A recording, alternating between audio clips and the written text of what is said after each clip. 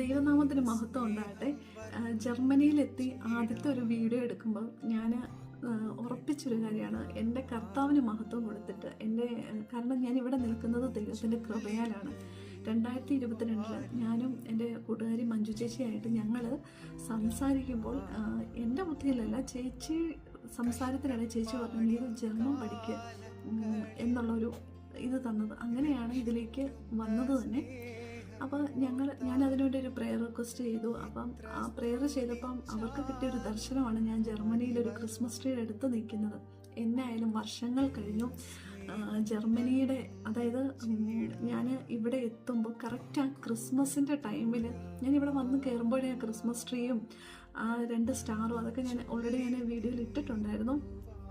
ശരിക്കും അതൊരു അത്ഭുതമായിട്ട് എന്നെ സംബന്ധിച്ച് തോന്നിയത്. കാരണം നമ്മുടെ ജീവിതത്തിൽ നമുക്ക് ഞാൻ ഇന്ന് വരെ ഉള്ള ഞാൻ ജർമ്മൻ പഠിക്കാൻ തുടങ്ങിയപ്പോൾ തൊട്ട് ഞാൻ ഇവിടെ എത്തുന്നത് വരെ എൻ്റെ ഓരോ കാര്യങ്ങളിലും, കാരണം ഇസ്രായേലിൽ നിന്ന് പഠിക്കുന്നു, അവിടെ എക്സാം എഴുതാൻ പോകേണ്ട സമയത്ത് പാലസ്തീനിൽ പോയിട്ടാണ് എക്സാം എഴുതേണ്ടത്.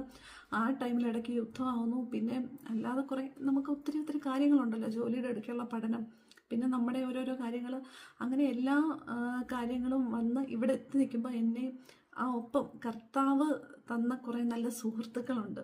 അപ്പോൾ അവരോടും എനിക്ക് ഒത്തിരി നന്ദിയുണ്ട്.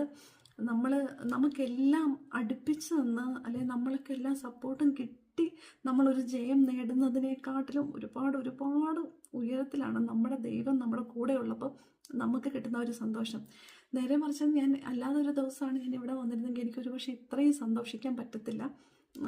വിസയ്ക്ക് വേണ്ടി കാത്തിരിക്കുമ്പോഴും ഞാൻ നാട്ടിൽ കാണുന്ന ക്രിസ്മസ് ട്രീയും അല്ലെങ്കിൽ ആ ഓരോ സ്റ്റാറുകളും ഒക്കെ എനിക്ക് ഭയങ്കരമായിട്ട് ആശ്വാസമായിരുന്നു. കാരണം എൻ്റെ കർത്താവ് എനിക്ക് തന്ന ഒരു ദർശനത്തിന് അവധി വെച്ചിരിക്കുന്നു.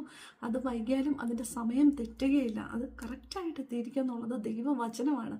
ആ വചനം എൻ്റെ കർത്താവ് എൻ്റെ ജീവിതത്തിൽ നിവർത്തിച്ചു. ഇപ്പോൾ ഇവിടെ നിൽക്കുന്നതും ദൈവത്തിൻ്റെ കൃപയാണ്.